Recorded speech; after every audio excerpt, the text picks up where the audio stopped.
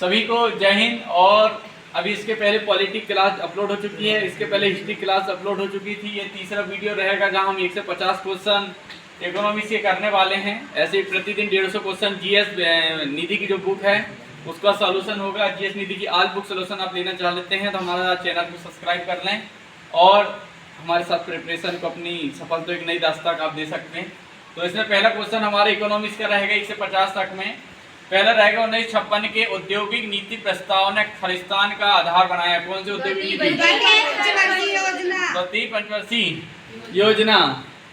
कौन सी पंचवर्षीय योजना महानलोबिस के विचारों पर आधारित थी? कौन सी आधारित थी? कौन सी? एक खालिस्तान खाता वह खाता है जिसका रखरखाव एक भारतीय बैंक द्वारा विदेशों में लेन देन करने के उद्देश्य से आमतौर पर उस देश की मुद्रा के लिए किया जाता है। कौन सा? बोस्ट्रो की nostro. Option number C. Next, मांग की नियम के अनुसार किसी वस्तु के लिए उपभोक्ता की मांग खालिस्तान होनी चाहिए।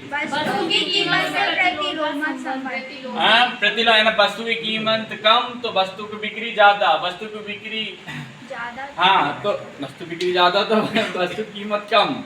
हाँ, और अगर वस्तु कम बिक रहा है इसका मतलब वस्तु की कीमत कैसी है? ज्यादा। सोना चांदी। भारत के योजना आयोग को खालिस्तान में नीति आयोग द्वारा प्रस्तावित किया जा गया। 2015। नीति आयोग कब आया? 2015। और योजना आयोग 1950। निम्न में से भारत में सबसे पहले कौन सी बैंक खोला गया था?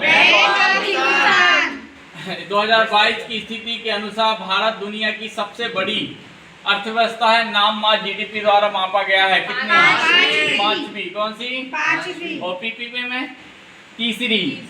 इसलिए देख के पढ़ो। यहाँ प्रधानमंत्री जन आरोग्य योजना पीएम जय भारत सरकार द्वारा 2018 में सबसे कमजोर वर्गों को खालिस्तान सुविधा प्रदान करने के लिए शुरू किया गया महत्वाकांक्षी कार्यक्रम है। पीएम आरोग्य योजना किससे संबंधित थी? स्वास्थ्य। नेक्स्ट, कुल उपयोगिता में वह परिवर्तन है जो वस्तु की एक अतिरिक्त इकाई के उपयोग से होता है। कौन सा? सीमांत उपयोगिता। सीमांत उपयोगिता। सीमांत उपयोगिता।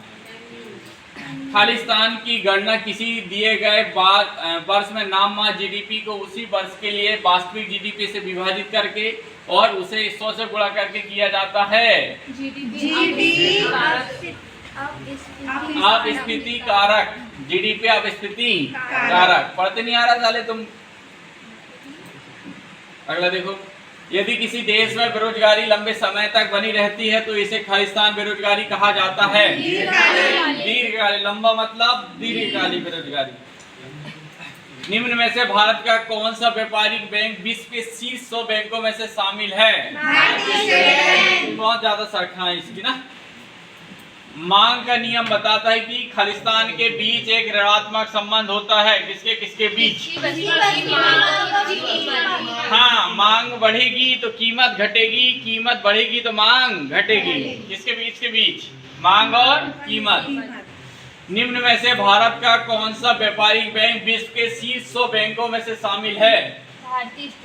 भारतीय स्टेट। पीछे जा रहा है, आगे जा रहा है? पीछे चला गया। यदि मांग की कीमत लोच 1 से कम है, यदि मांग की कीमत की लोच 1 से कम है तो वस्तु की मांग को खालिस्तान कहा जाता है। पूर्ण बेरोजगार। बेरोजगार किसे क्या कहेंगे? बेरोजगार या पूर्ण बेरोजगार? ओनली बेरोजगार। क्या? ठीक। पूर्ण प्रतिस्पर्धी बाजार की विशेषताओं के संबंध में निम्नलिखित में से कौन सा कथन सही है? बाजार में बड़ी संख्या में विक्रेता और विक्रेता का होता है। सही। जानकारी पूर्ण होती है। कौन से? ए और बी दोनों। नेक्स्ट, मांग वक्र के संबंध में निम्नलिखित में से कौन सा कथन सही है? मांग वक्र पता क्या होता है? यह मांग फलन एक ग्राफिक चित्रण है। यह उपभोक्ता द्वारा प्रत्येक मूल्य पर मांगी गई मात्रा को प्रकट करता है। दोनों सही है। नेक्स्ट, वर्तमान में भारत सर्वाधिक क्षेत्र में कितने बैंक हैं? सार्वजनिक क्षेत्र में यानी सरकारी बैंक कितने हैं? नेक्स्ट, भारत की हरित क्रांति में किस प्रकार के बीजों को अहम भूमिका निभाई गई थी? हाँ, उच्च पोषण वाली किस्म, किसमें उच्च पोषण वाली उपज, उपज, हाँ नहीं पोषण नहीं, उपज वाली, उच्च पहले वाला उच्च उपज वाली किस्म है, उच्च मतलब हाइब्रिड बीज। अगला देखो, भारत की दूसरी पंचवर्षीय योजना खालिस्तान केंद्रित थी, उद्योग कहाँ लिखाना, देखो हाँ त्वरित औद्योगी, जो मोबाइल जिसका भी फेंक देने इस बात। मौद्रिक नीति लिखत जिसे बैंक दर कहा जाता खालिस्तान के अनुरूप है, सीमांत स्थायी सुविधा दर।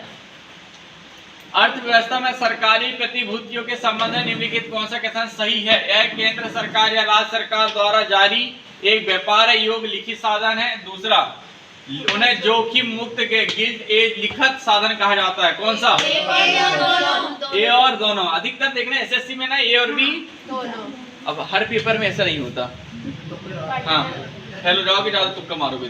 भारत में कीमतों में वृद्धि के लिए सरकारी कर्मचारियों को महंगाई भत्ते की अनुमति देने के लिए निम्नलिखित में से किसका उपयोग किया जाता है? सीपीआई, उपभोक्ता मूल्य सूचकांक। नेक्स्ट, निम्नलिखित में से किसे भारत में एक फसल के तौर पर वर्गीकृत नहीं किया गया? फसल निशा, तो फसल का ही फसल निशा। हाँ, तो खरीफ की फसल, जायद फसलें और रबी फसलें जानते हो नहीं? खरीफ की फसलें कब बोई जाती? बारिश के टाइम। हाँ जून जुलाई में बारिश के टाइम बता रही। मुद्रा की दशमलव प्रणाली के साथ प्रचलित नया पैसा कब बाहर आया? 1 जून 1964 नया पैसा। अगला, 2011 की जनगणना के अनुसार भारत की अनुमानित साक्षरता दर, भारत में कितने परसेंट साक्षर हैं?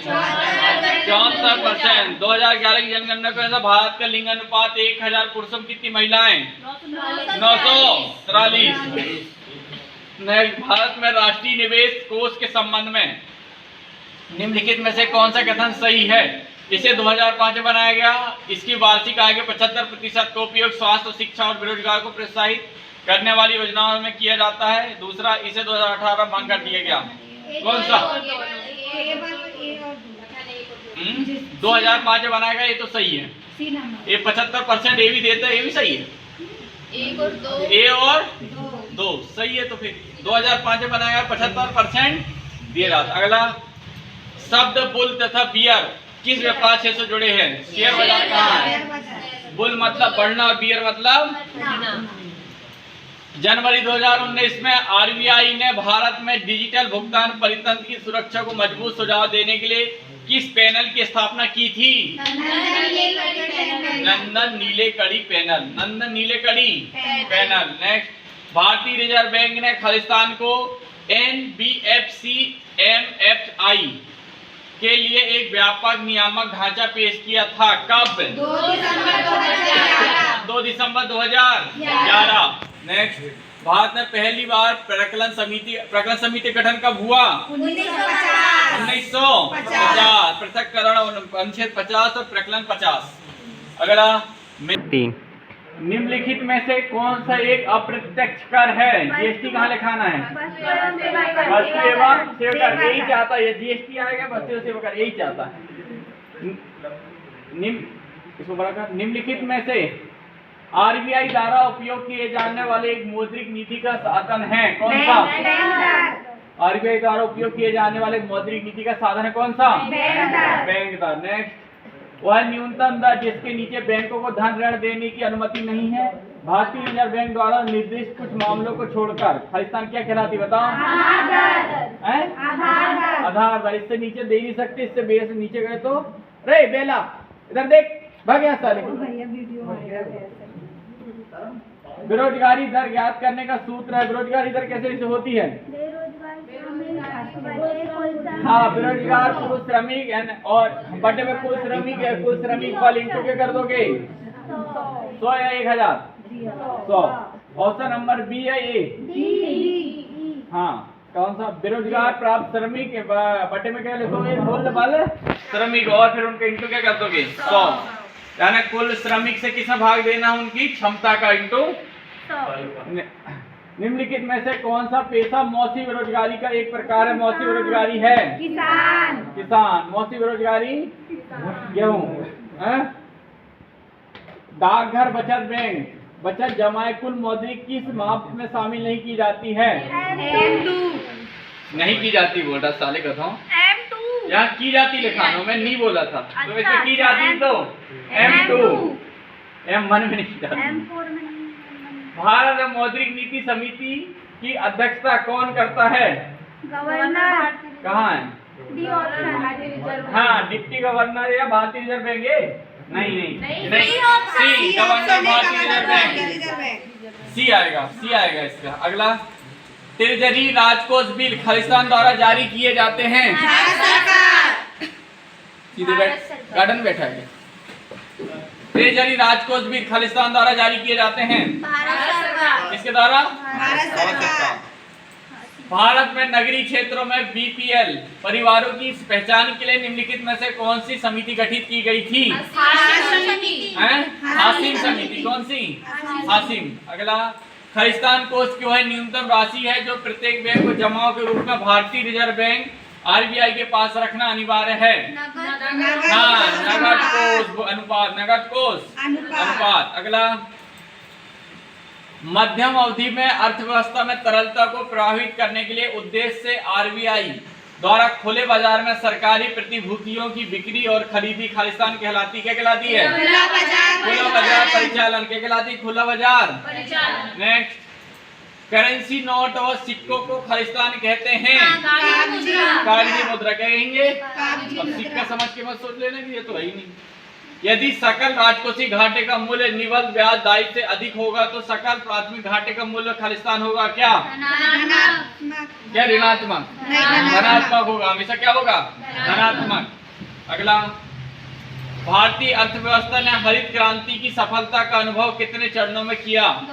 2 चरणों में। कितना? 2। अगला निम्नलिखित में से किसे आर्थिक विकास का एक अच्छा संकेतक माना जाता है? जीडीपी में स्थिर वृद्धि होना क्या? आर्थिक विकास। निम्नलिखित में से किस पंचवर्षीय योजना को पहली बार मुख्य उद्देश्य के रूप में गरीबी उन्मूलन के मुद्दे पर केंद्रित किया था? पांचवी पंचवर्षीय कौन सी पंचवर्षीय योजना? पांचवी। कौन सी? ये रही। अगला भारत में निम्नलिखित में से किस सूक्ष्म वित्त संस्थान की स्थापना स्वतंत्रता के समय की गई थी? किसकी स्वतंत्रता समय? ग्रामीण सहकारी बैंक। ग्रामीण सहकारी। अगला किस प्रकार के कर में सीमांत कर औसत कर से अधिक होता है? किसमें? प्रगामी के प्रतिगामी? ऑप्शन नंबर ठीक है। तो 1 से 50 तक क्वेश्चन तैयार, कल याद कर लेना और अच्छे से कल डाल देंगे अगले 150 और। ठीक है।